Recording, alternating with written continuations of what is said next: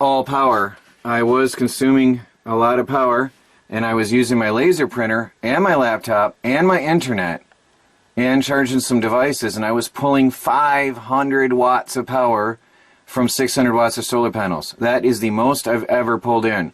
So now I know that it's not my wires, it's not my panels, it's the amount of, well, it was the angle of the panel somewhat, but the charge controller limits the amount of power going into the batteries based on what the batteries can handle. Oddly, those forklift batteries were never really taking that much power in, so there's something odd about that.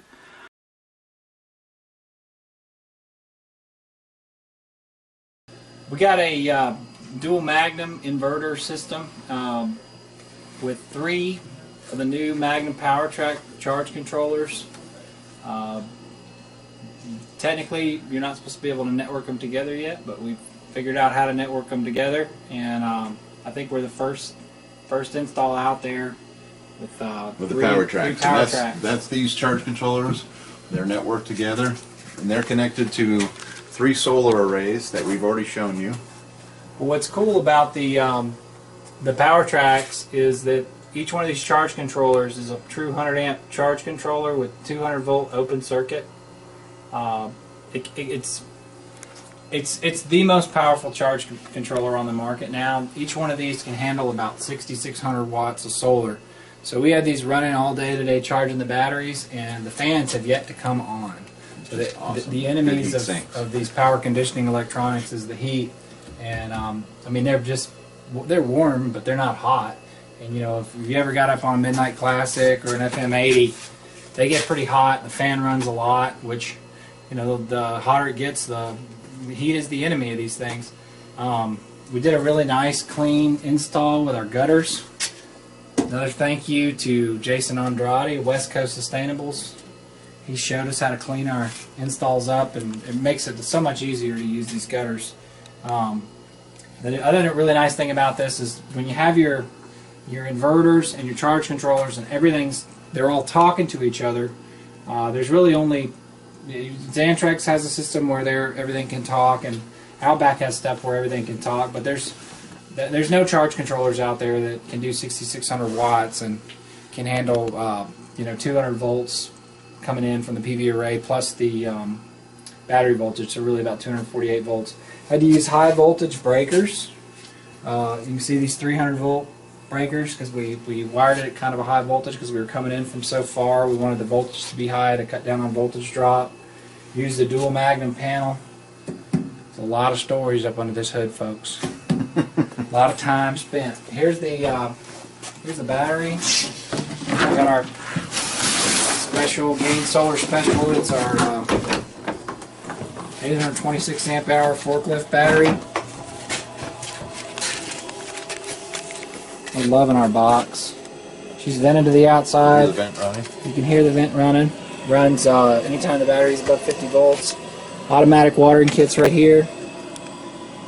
And she's ready to be watered whenever. We watered it before we left. And we're going to leave this system. We're going to leave her running. We're real happy about it.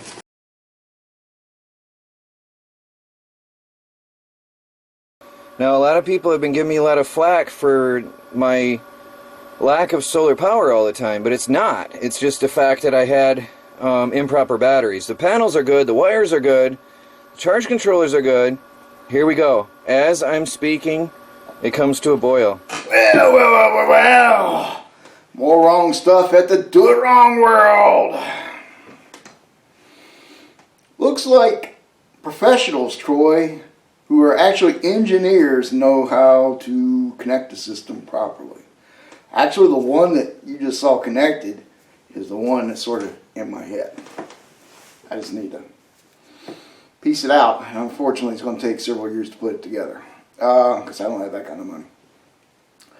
But yeah, it powers their whole house.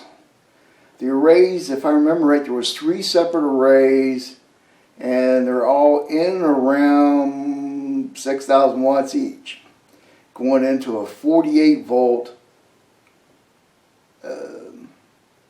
forklift battery. And the system works like a charm. See, that's the difference when you size your system, right? Most people size your system the wrong way. You got to look at the battery end. Because the first thing you got to determine is how much power do you need, how big of a battery do you require. And then from that, you can figure out what goes up in the front, right? It's like the system I want to put together with a 48 volt forklift battery needs 6,000 watts going into it. Yeah, there's 2 arrays to me because I'm going to be using the Outback 60s and 80s. I'd rather have 3 arrays, which would be a total of 9,000 watts going in. And if I could pull it off, 12,000 watts.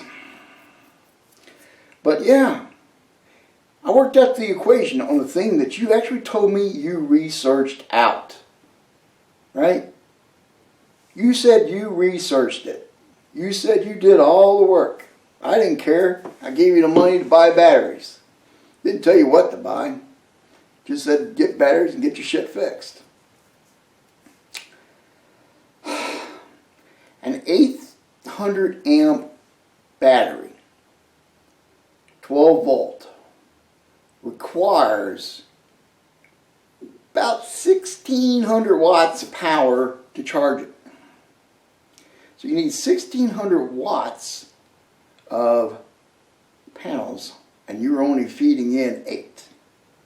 So no, it wasn't the battery, it was the operator.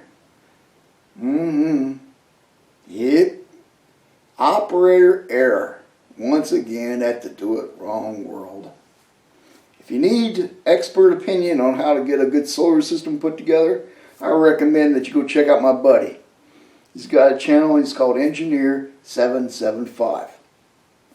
For the fee and the work and all that, he'll be glad to design a system and put it together for you and get it done right the first time. Take care. Shalom.